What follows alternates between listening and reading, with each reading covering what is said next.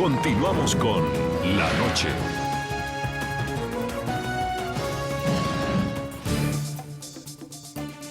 El proceso de paz entre el gobierno colombiano y las FARC aborda el tema de la eventual participación en política del grupo criminal en medio de una fuerte tensión con Venezuela.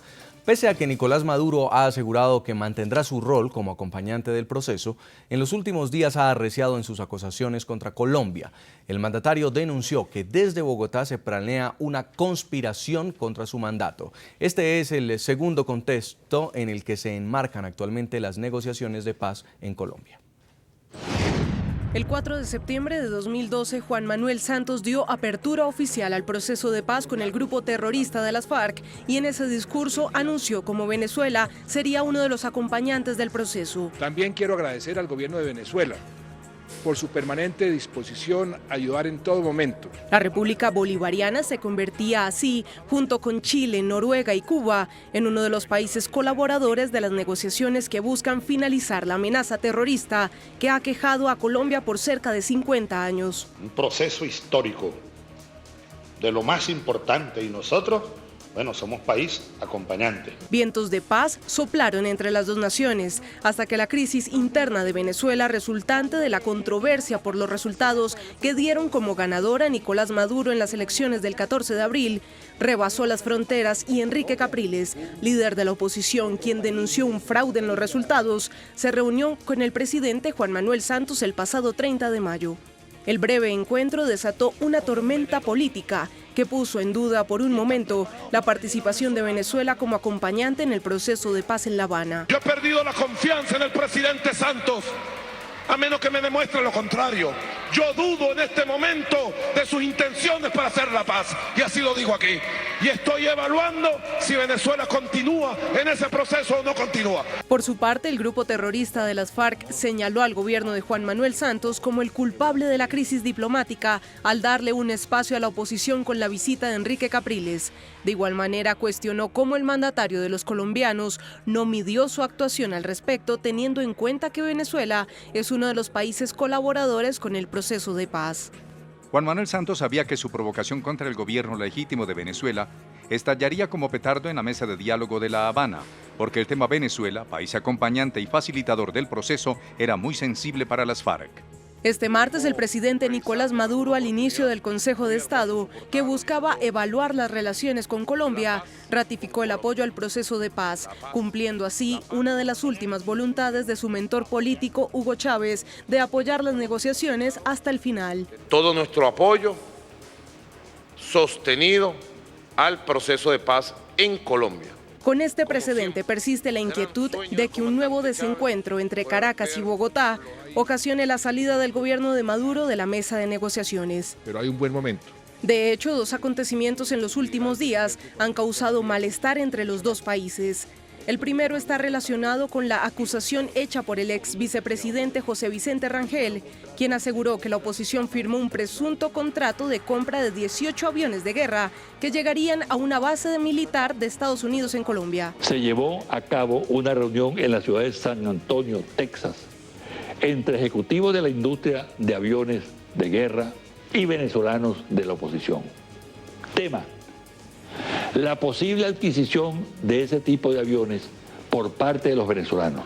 Y el segundo, la captura de dos supuestas bandas paramilitares en territorio venezolano que buscaban presuntamente desestabilizar el gobierno de Maduro. Todo paramilitar que sea capturado en Venezuela y venga con este tipo de planes, va para cárcel venezolano y ahí se pudrirá.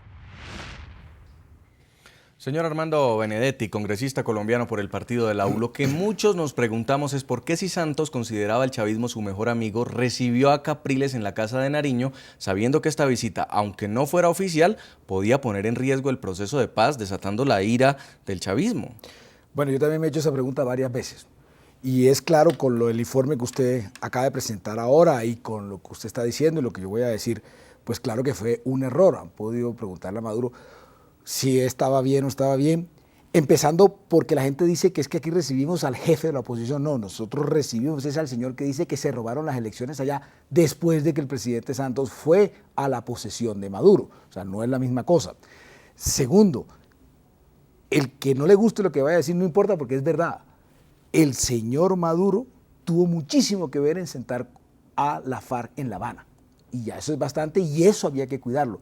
Y no ponerlo eso en riesgo por una reunión tonta con un señor que lo he visto muchas veces por aquí en la noche, bastantes veces más de las preferencias que uno quisiera, con un señor que sabemos que no tiene absolutamente nada. Uno puede hablar mal de Maduro y todo eso es verdad, pero uno también puede hablar todas las cosas malas de Capriles, que no es el líder, no es el tipo fuerte, la oposición ya está dividida, no es capaz de engranarla. Mucho, Capriles tiene más defectos que pero que está buscando apoyo mientras le censuran en medios de comunicación en Venezuela y quiere contactos con la comunidad internacional. De acuerdo, pero si él hubiera hecho una campaña mucho más inteligente. Acuérdense que él duró 15 días llorando si cuando se había muerto Chávez o no. Si uno que es político, su mayor adversario, se quita de la vida, en este caso por la muerte de Chávez, pues este señor tenía que empezar campaña hasta que llegó Felipe González y otras personas le dieron algunos consejos, pero claro que el señor quedó bastante, demostró que no sirve para nada. Pero bueno, representa media Venezuela. Sí, claro que sí, pero no es que él representa media Venezuela, es que media Venezuela está harto también del chavismo, yo también estaría harto del chavismo y ojalá se acabara el chavismo, pero lo que le quiero significar es que Capriles no es el gallo tampoco para ese tipo de situaciones. Y por otro, permítame volver un poquito al oficio mío, que es el de periodismo o mi profesión, porque el oficio es el de senador, es que muchos ya se saben que ya hay una reunión o que va a haber una reunión apenas regrese el presidente entre Maduro y el presidente Santos. O sea que a pesar de esta cantidad de impases innecesarios, ya llevamos 2, 3 semanas en este tema, así lo advertimos mucho porque nosotros tenemos mucho que temer o mucho que arriesgar con el proceso de paz. Nos guste o no nos guste, el proceso de paz ha pasado por Venezuela. No sé si siga pasando, pero ha pasado por Venezuela y eso había que cuidarlo, sobre todo un presidente que se ha jugado su más de la mitad de su capital político por apostarle a este proceso de paz. Ahora, embajador Miles Frechet, Nicolás Maduro insiste en las teorías de conspiración, desde Colombia la captura de paramilitares, ahora la supuesta compra de aviones de guerra por parte de la oposición para atacarlo desde Bogotá. ¿De dónde surgen todas estas teorías de conspiración? Son todos inventos de la mente del presidente Maduro y son un síntoma más de que hay gran confusión en el tipo de liderazgo que Maduro le está dando a Venezuela, es decir, Maduro ni cerca le llega a Chávez en términos de liderazgo. Y en segundo lugar, es un síntoma de la inestabilidad, que Venezuela no puede llegar a una posición, digamos, estable. ¿Cuál es la posición de Venezuela con respecto a Colombia?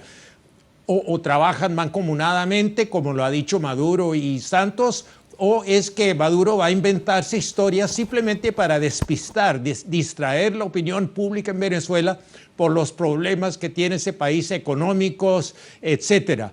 Es simplemente una maniobra para despistar y no hay que tomar eso muy en serio porque realmente a eso va destinado. Senador Benedetti, pareciera también que Maduro dio un cambio, un giro en su posición en los últimos días cuando habló de que no estaba muy seguro de si Santos quisiera la paz al recibir a Capriles y luego hoy dice que está comprometido con la paz de Colombia y ahora sus enemigos son grupos paramilitares, sectores que aparentemente están ligados al expresidente Álvaro Uribe. ¿Por qué esta necesidad de buscar un enemigo externo del presidente Maduro? Bueno, porque eso está inventado en política, como lo decía el embajador Miles Frechet, que la mejor forma de unir un país es pelear contra el que está al lado o el que está afuera. Pero yo, en cambio, pienso diferente al ex embajador Miles Frechet en el sentido de que no hay que pararle bola. Yo creo que sí hay que pararle bola y le voy a decir por qué. Así como Miles Frechet decía que el señor Chávez tenía un liderazgo mucho mayor y más importante que el de Maduro, pues es verdad, y además era un líder de pronto más atrevido, más agudo, más inteligente. Entonces, cuando Chávez, voy a poner este ejemplo extremo, cuando Chávez decía que iba a mandar los tanques a la frontera, usted y yo podíamos saber que era mentira y que era parte de una jugada. Pero lo que ha venido demostrando Maduro, y por esa cantidad de problemas que se han descrito en este programa internos que tiene Venezuela, cuidado los manda, por una estupidez más que realmente por hacer un acto de guerra o algo por el estilo. O sea, a mí me preocupa, si ya como lo dice Miles Frechet y lo decimos todo, de que Maduro no le está dando la talla a lo que fue Chávez, pues a ese tipo de personas que de pronto no tienen la misma agudeza, la misma inteligencia, hay que pararle más bola porque de pronto alguien hace una cosa tonta solamente llenado por impulsos y por la cantidad de problemas que tienen internos allá en Venezuela. O sea que de pronto Santos piensa que perro que ladra sí muerde. Sí, claro, todos los perros que han ladrado, todos los perros que han mordido siempre lo vi ladrar antes. Yo no sé, es el dicho más tonto que yo he escuchado en mi vida.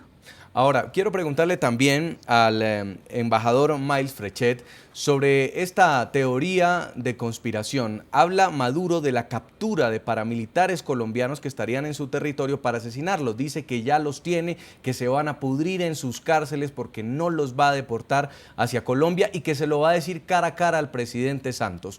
¿Cuáles podrían ser entonces las pruebas que tiene Maduro para alegar que efectivamente hay ideas de derrocar su gobierno? Bueno, si tiene pruebas, ya se verán. Es decir, Venezuela está en pleno derecho de enjuiciar a personas que son de otro país que realmente vienen a asesinar al presidente Maduro. Tiene el perfecto derecho. Ahora, no lo van a hacer porque no hay pruebas y van a hacer un oso terrible, como están haciendo un oso casi paulatinamente en ese país con respecto a la ineficiencia y la torpeza de ese gobierno. Ahora, volviendo, si puedo, al tema de una posible invasión de Venezuela a Colombia, yo no creo en eso. Los militares venezolanos saben perfectamente que eso les iría muy mal si trataran de hacer eso y no lo van a hacer. Cuando Chávez dijo que iba a mover las tropas a la frontera, pues difícilmente llegaron algunos de los tanques, lo demás se quedó porque no estaba funcionando. Es decir, estas son cosas de niño chico, hay que reírse un poco de eso, no hay que preocuparse. El ejército venezolano, simplemente porque Maduro se inventó una historia, no va a tomar el riesgo de hacerse destruir por las Fuerzas Armadas colombianas. Después de todo, las Fuerzas Armadas colombianas son las más grandes de América Latina y el ejército de Colombia es el segundo mayor en América del Sur. Así es que hablemos la realidad. Esa es una amenaza pues completamente falsa. A propósito de nuestro tema de hoy, le preguntamos a los televidentes qué opinan frente a la participación en política que podrían tener tras un eventual acuerdo de paz los terroristas de las FARC. Síganos escribiendo a las cuentas que aparecen en pantalla. Ya lo vamos a discutir. Pedro Fajardo nos dice, esta es una sociedad libre e igualitaria, por ende se debe involucrar otros puntos de vista que contribuyan al desarrollo. También Hernán Bautista nos escribe, cárcel, no poder, las FARC no representan al pueblo, por tal razón no merecen participación política. Y @J Uribe, Juan Carlos Uribe dice, se acaban las instituciones si en la democracia participan los terroristas. Vamos a la pausa, ya volvemos con la parte final de este debate aquí en La Noche. Ya regresamos con La Noche.